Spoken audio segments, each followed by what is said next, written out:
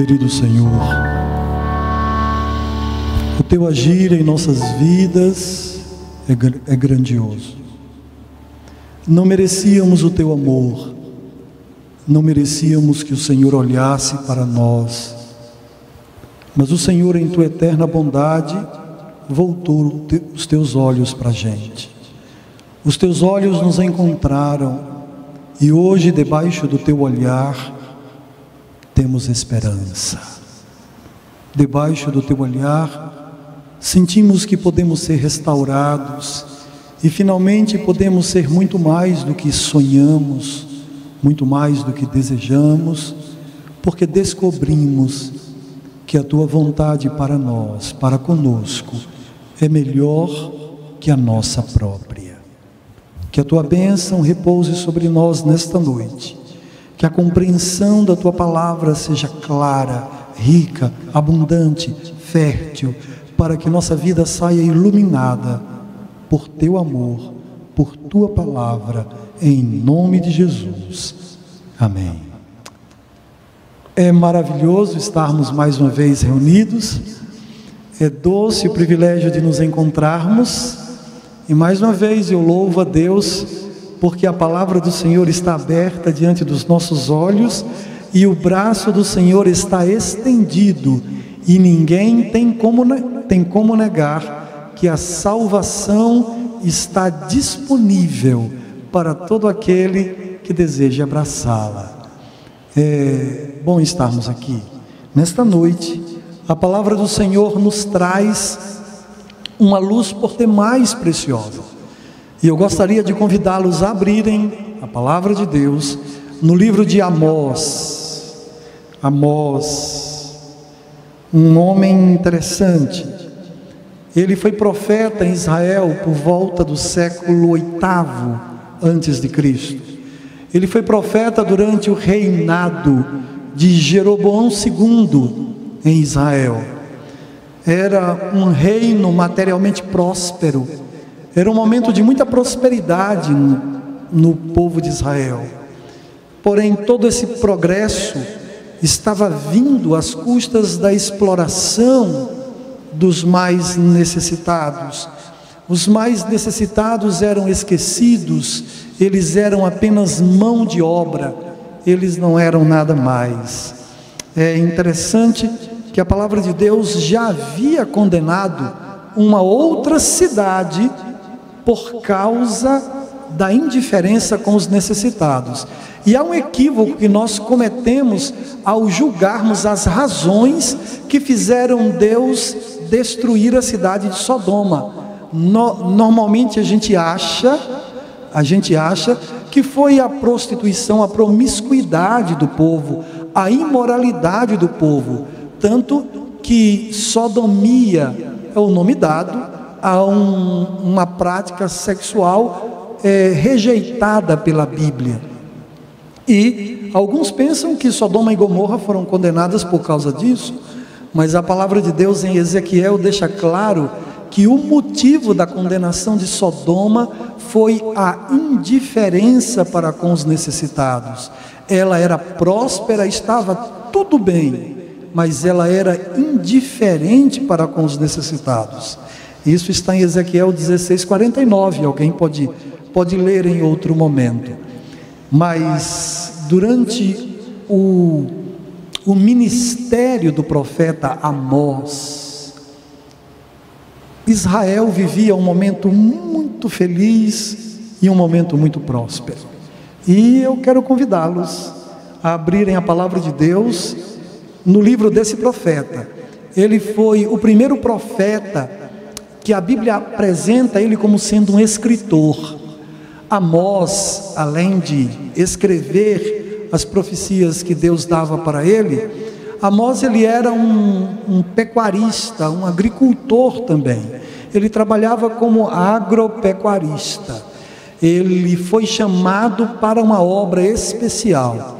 Ele não tinha muito, como a gente costuma dizer, papas na língua. Ele era um homem do campo, ele era um homem que vivia atrás de uma junta de bois.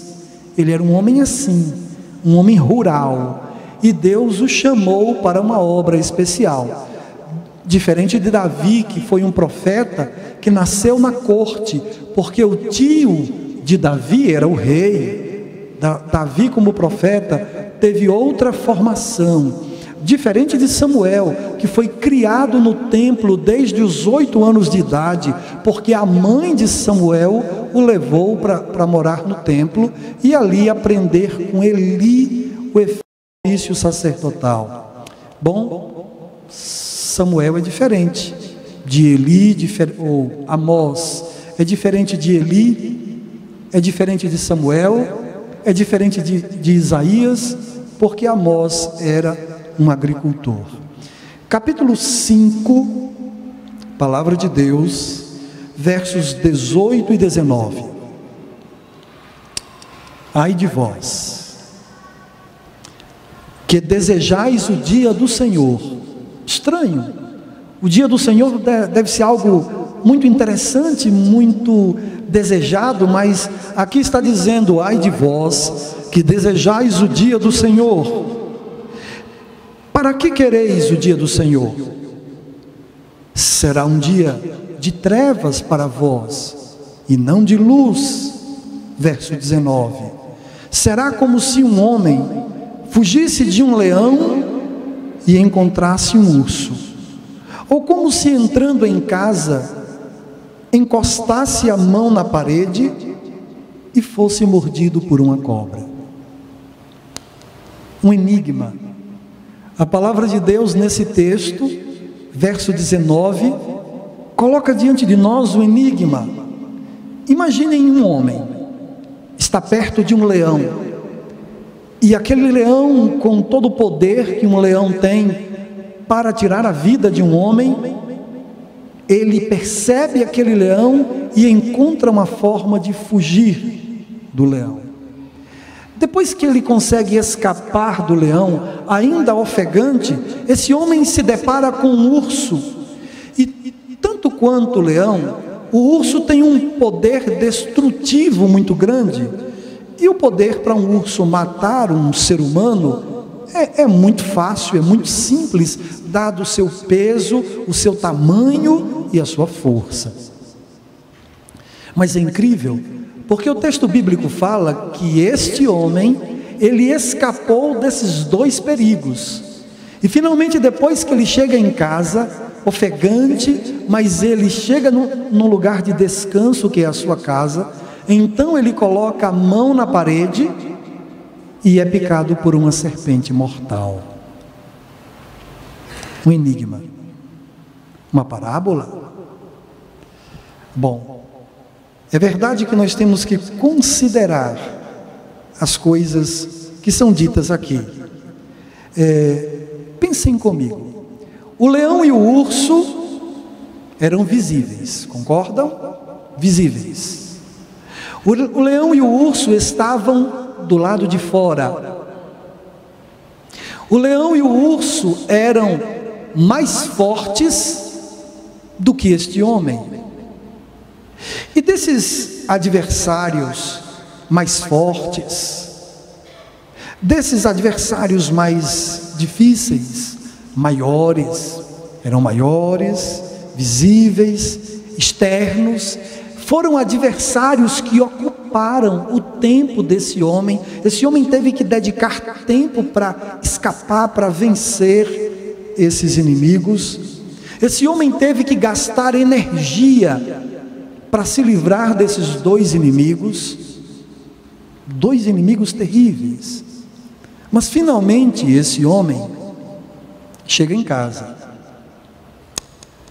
e em casa ele encontra o inesperado. Era um inimigo que ele não via, mas estava lá. Ele só não se apercebeu, mas estava lá. Não estava fora, esse inimigo estava dentro. Ele não gastou energia com esse inimigo. Com esse inimigo ele não gastou tempo, mas esse inimigo estava lá. Existem alguns adversários que ficam dentro de casa. Mas eu não falo a sua casa, Nesta noite, a palavra do Senhor está falando de paredes de outro lugar. São outras paredes. Mas você imagine só uma casa, naquela época, construída de pedras, e entre uma pedra e outra ficava uma fenda. E naquela fenda estava um adversário, pequeno, mas mortal e ignorado. Enquanto o leão e o urso foram notados, percebidos, embora maiores, percebidos, a serpente que estava ali não tinha sido percebida. Um outro profeta, ele fala sobre paredes. Abram a palavra de Deus em Jeremias capítulo 4. Se tenho aqui nesta noite algum amigo querido que dá para todos nós a honra de estar conosco, mas não trouxe a Bíblia, então algum membro que possui uma Bíblia, é só se aproximar e partilhar a Bíblia com este amigo que está conosco. Palavra de Deus em Jeremias. Jeremias, ele foi apelidado de o profeta chorão. Ele lamentou muito, porque foi nos dias dele que o povo de Judá foi escravizado pelos babilônios, o povo judeu. Em Jeremias capítulo 4, verso 19, a palavra de Deus diz assim: minha aflição, eu me contorço em dores, ó paredes do meu coração, paredes do meu coração. O meu coração se agita, não posso me calar, pois tu, ó minha alma, ouviste o som da trombeta e o tumulto da guerra. Esse texto fala que o coração da gente tem paredes. Tem paredes. Quando você vai analisar a alegoria, a parábola que Amós conta, é muito fácil compreender que a palavra de Deus está se referindo de forma parabólica ou analógica, ou análoga, como queira, às paredes do coração. Nas paredes do coração, alguns perigos podem se esconder. Eu vou citar 4. Cobiça.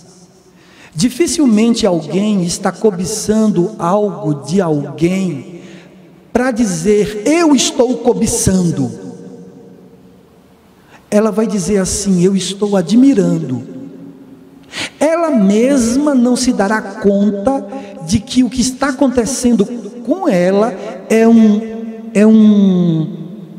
é algo peçonhento que pode matá-la.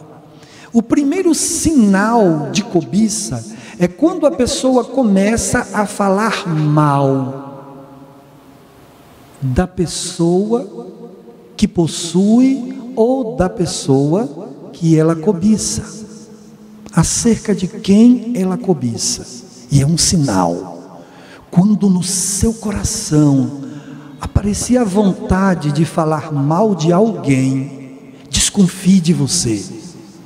Vigie a você mesmo e pergunte, meu Deus, por que apareceu em mim essa vontade de caluniar, de falar mal dos outros? Não, mas deu motivos. Deu motivos, pode até ser, mas por que deu motivos? Eu preciso difamar? Preciso, porque deu motivos? Fique atento. Porque não existem muitos sinais para que eu identifique em mim que existe um animal peçonhento, escondido na fenda das paredes do meu coração. Existe um outro hábito perigoso, como serpente, que se esconde. A gente mesmo tem dificuldade de admitir. Você quer ver qual é? A inveja. A inveja. Quem aqui já disse alguma vez: eu estou morrendo de inveja de fulano? Mas dificilmente haverá aqui alguém que nunca tenha padecido por um momento sequer desse sentimento. Mas quem conseguiu identificá-lo? Quem conseguiu encontrá-lo dentro de si? Quem conseguiu admiti-lo? Eu estou falando de coisas que não seria muito difícil serem encontradas dentro do coração da gente, mas não são muito fáceis de a gente, quando as tem, percebê-las. Não é muito fácil. Ou a cobiça, o que eu citei primeiro, e agora eu cito a inveja, elas podem ser parecidas, mas a inveja é assim. A inveja é quando eu não quero que o outro tenha, mesmo que eu não tenha, eu só não quero que o outro tenha, eu nem estou querendo para mim, eu só não quero que o outro tenha. Na cobiça não. Na cobiça eu não me incomodo que o outro tenha, só que eu quero para mim. E a palavra de Deus fala da cobiça dos olhos. Existe um outro elemento, que ele vem bem sorrateiro, e ele fica também alojado nas paredes do coração, que é o ciúme. A palavra de Deus diz que o ciúme, ele é ardido, tentando descrever e dar para a gente uma percepção do que seja isso. A palavra de Deus nos perpassa essa ideia de que o ciúme é algo que arde. Algo que arde. Amados em Cristo, tem um outro perigo, que também pode se instalar na parede do coração. E esse perigo é a pornografia. A gente acha que é só um ato oculto, ninguém vai ver, ninguém precisa saber. Ali na solidão a pessoa se resolve, sem se dar conta de todas as implicações que a falta de integridade, sim, falta de integridade, porque uma coisa é o direito e outra coisa é o íntegro.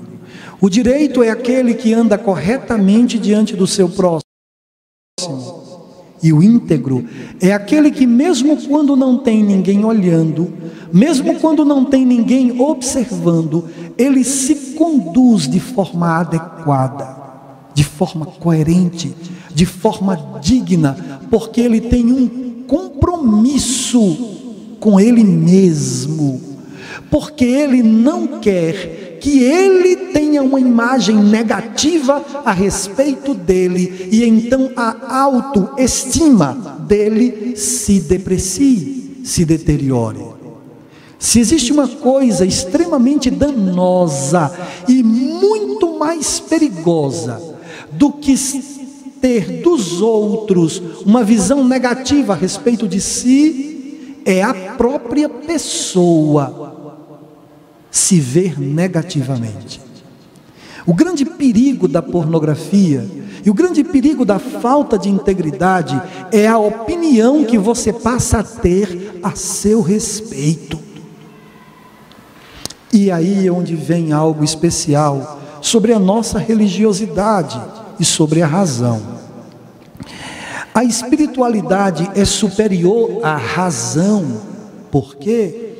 Porque a razão, ela é capaz de argumentar com sua consciência, a fim de que a sua consciência não perceba a gravidade dos seus atos objetivos, de suas práticas. E a razão, ela serve para que você identifique, reconheça as situações, mas a razão, ela também serve para atenuar a gravidade dos meus erros. Ela serve para que eu, de forma arrazoada, consiga dar menos importância, dar menos senso de gravidade aos meus pecados. Aí entra o papel da consciência. A consciência é algo que o tempo não pode apagar. A consciência é algo que a razão não pode apagar. E na consciência do ser humano atua a espiritualidade. Como isso é doce, porque isso é uma dimensão além do filosófico, é uma dimensão que vai além do arrazoado acadêmico, vai muito além. Mas pensem comigo, esse homem, ele se deparou com um leão e conseguiu se livrar. Se deparou com um urso e conseguiu se livrar.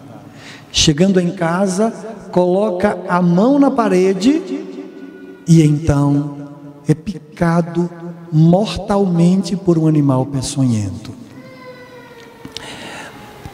É possível que nas nossas lutas diárias a gente tenha enfrentado leões e ursos, e a gente tenha se livrado de grandes problemas, de muitos apertos e de muitos males, e a gente tenha superado grandes dificuldades. Mas é possível que alguns de nós estejamos nos engasgando com um mosquito. Só que esse mosquito, ele não é menos perigoso que o leão e o urso, porque em um ponto eles três são iguais. O leão, o urso e a serpente, eles são iguais em um ponto. Os três são letais. Os três têm grande poder para matar a gente. Só que existem coisas que são muito mais fáceis da gente se livrar. Eu acredito, pessoalmente, que Amós, que viveu no século 8º antes de Cristo, conhecia muito bem a história de Davi, que havia vivido 200 anos antes. 200 anos antes. Eu acredito que ele conhecia muito bem a história de Davi. Na história de Davi, nós encontramos um detalhe muito especial. Davi, ele, em certo momento, ele se encontra com um gigante filisteu. Ele chega ao rei e diz: eu já matei um leão, eu já matei um urso. Ele diz essas palavras. E ele, de fato, já tinha matado um leão, já tinha matado um urso, e agora ele mata um gigante. Davi era um homem acostumado a vencer inimigos maiores que ele. Era muito acostumado. Mas agora, Davi está diante de um inimigo diferente. Ele está em casa. E eu quero que você abra a palavra de Deus para a gente acompanhar juntos essa leitura. Palavra de Deus em 2 Samuel, 2 Samuel capítulo 11,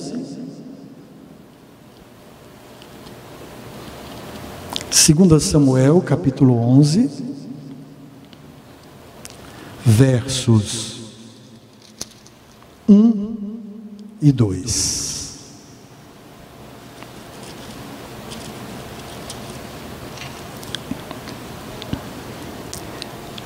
Um detalhe sobre a serpente escondida na parede. Só tinha uma forma de enxergar a serpente escondida na parede: através de revelação. só através de revelação divina. E Deus vem a mim, não duvide. O Senhor Deus, Ele vem a ti. O Senhor Deus pode tocar você e pode tocar a mim, nos fazendo perceber que o perigo está à nossa volta. Vocês querem ver um detalhe? Pedro e os outros apóstolos haviam acabado de participar da Santa Ceia. Tinha acabado de participar da Santa Ceia. Jesus havia acabado de lavar os pés deles. E de repente eles começaram a discutir sobre quem entre eles era o maior. Imagine, Jesus havia se inclinado e lavado os pés de todos eles, e eles agora começam a discutir sobre quem deles era o maior. Nesse momento de discussão, Jesus disse assim: Simão, Simão, o inimigo veio para cirandar você, e eu roguei ao Pai, e não foi dada essa oportunidade ao inimigo. O inimigo anda como um leão em derredor.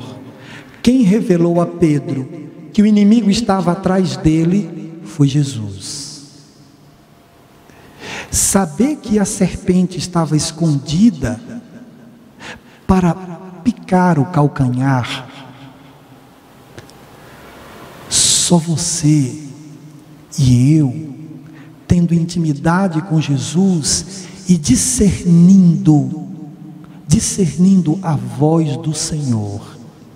Eu sei de uma coisa: o Senhor Deus não deixará nenhum de nós à mercê de coisas que nós ignoramos. Eu creio nisso. Eu sei que o Senhor não deixará.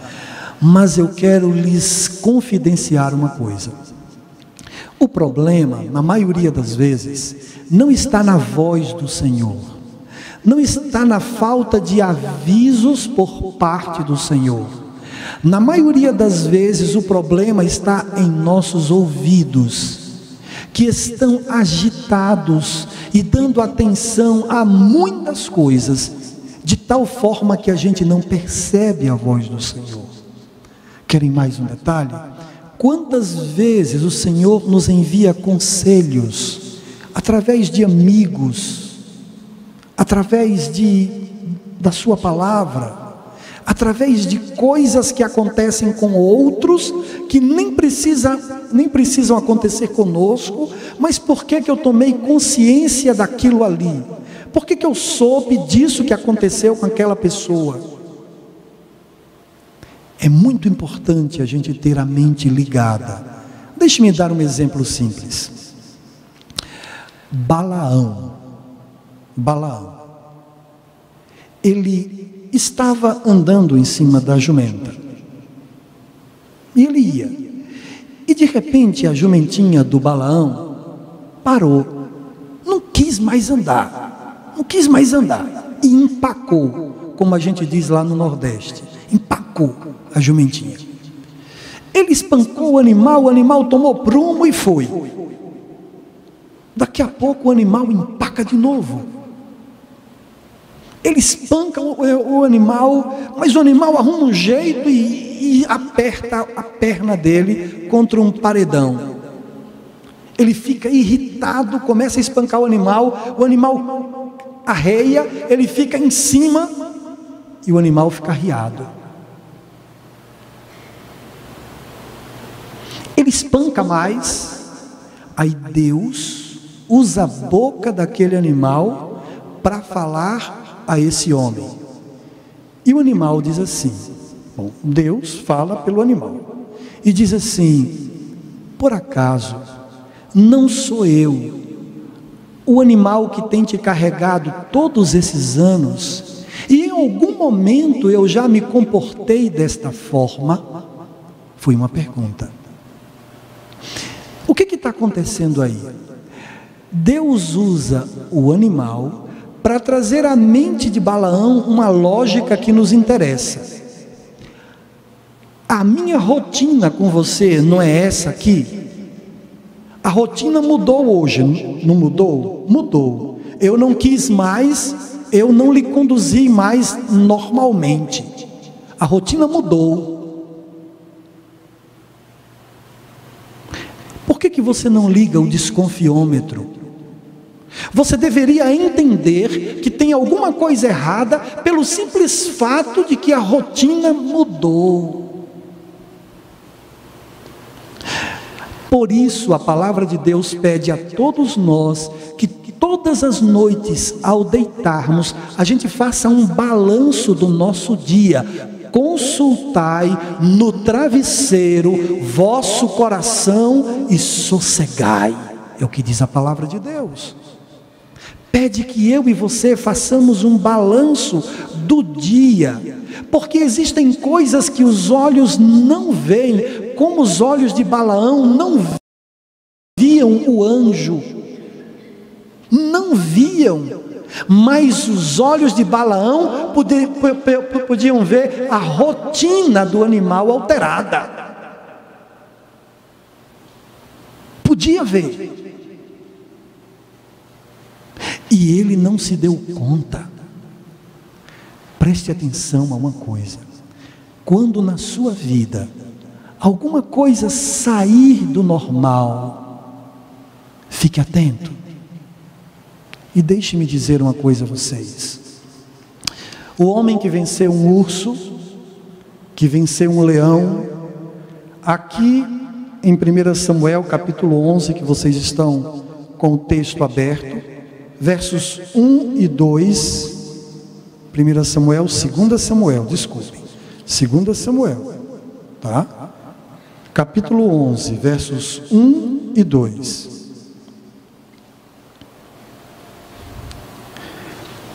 Na época da primavera, no tempo em que os reis saem à guerra, Davi enviou Joabe, e com ele os seus servos e todo Israel, e eles destruíram os amonitas e sitiaram a Rabá, mas Davi ficou em casa.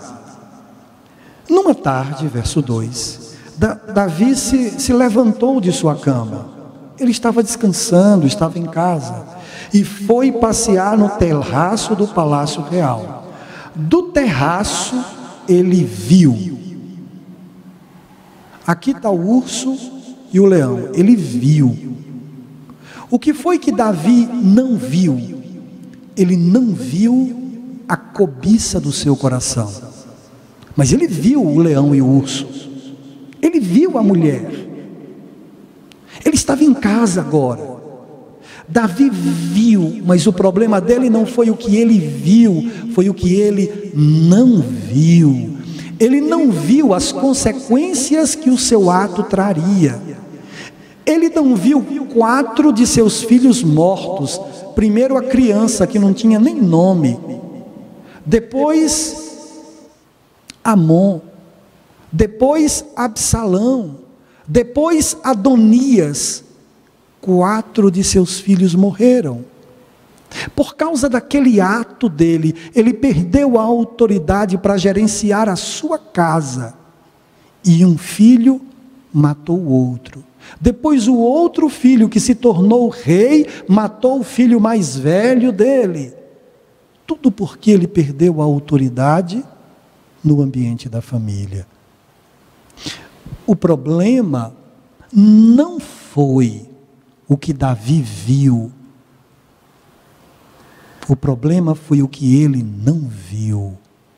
Se ele tivesse visto a consequência dos seus atos, será que ele teria permitido que em seu coração se desenvolvesse a cobiça por aquela mulher? Então, em nome de Jesus Cristo, eu peço a todos que façam uma coisa hoje. Antes de deitarem, ou ao deitarem, ao colocarem a cabeça no travesseiro, consulte o seu coração. Possa ser, é possível, que nas paredes haja uma serpente escondida. Eu não sei que dia ela entrou ali. Eu não sei como ela entrou ali. Mas eu sei que é possível. Maldito é o homem que confia no homem. Não é isso que está escrito. O que está escrito não é maldito é o homem que confia no homem. Não é isso. O que está escrito é maldito é o homem que confia no homem. Maldito sou eu quando confiar no meu coração, porque o meu coração é enganoso, mais do que todas as coisas, mais do que o próprio Satanás, que é chamado de o enganador. O meu coração é enganoso. Querem um conselho? Confiem em Deus. Querem um conselho? Confiem na palavra de Deus. De que maneira uma pessoa pode conservar puro o seu coração sem ter serpentes escondidas na parede? De que maneira? Examinando a palavra de Deus e guardando a palavra de Deus. Querem um conselho bom? O segundo, não desprezem a palavra de Deus. Amem a palavra de Deus. Amarre a palavra de Deus no seu pescoço. Não tire ela de sua vista. Quando eu digo de sua vista, não faça isso pela cidade, senão você bate o carro. Não tire a palavra de Deus de sua mente.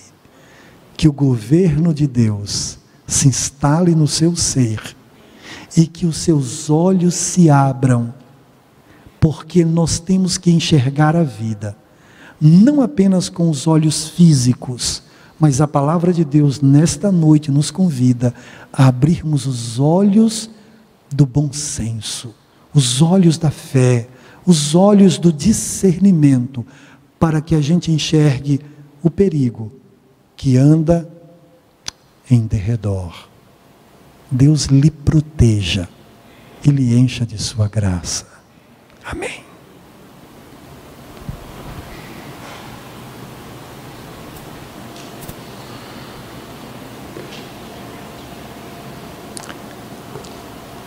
Vamos nos colocar de pé e vamos orar ao Senhor.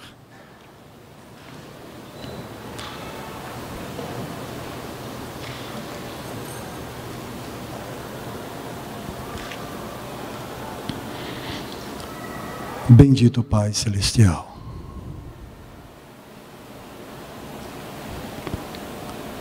o Senhor conhece o perigo que tão de perto nos rodeia.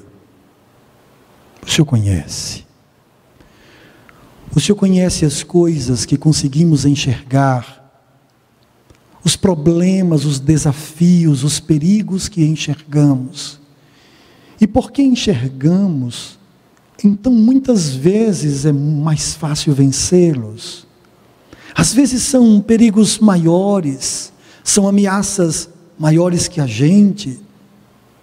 Mas Senhor, nesta noite, a Tua palavra nos chama a atenção para os perigos que estão escondidos nas paredes do coração. Perigos como a inveja, que ninguém admite que sente, mas ela está lá. Perigos como a cobiça, que ninguém anda dizendo, estou cobiçando, mas está lá. Perigos como o ciúme, Senhor, que vai se instalando, como a pornografia, meu Deus, que a pessoa acha que é inofensivo, que não oferece risco nenhum, mas o perigo da pornografia está além do que os olhos podem perceber. Ó Deus bendito, Pai querido, por tudo que não enxergamos, por tudo que o Senhor faz por nós, por todo o Teu amor, ó Deus, abre os nossos olhos para que a gente possa andar na luz. Abre os nossos olhos para que a gente consiga se proteger contra esses dardos inflamados que muitas vezes são invisíveis. Ó Deus, tem misericórdia de nós, nos ampara, nos dá sabedoria, nos dá prudência e faze, Senhor, com que todos aqui compreendam que nós precisamos de uma vida de devoção pessoal. A devoção pessoal é na intimidade contigo, Senhor, que nós vamos perceber os perigos, assim como Pedro só soube que Satanás estava cirandando ele, estava querendo cirandá-lo, depois que ele conversou com Jesus.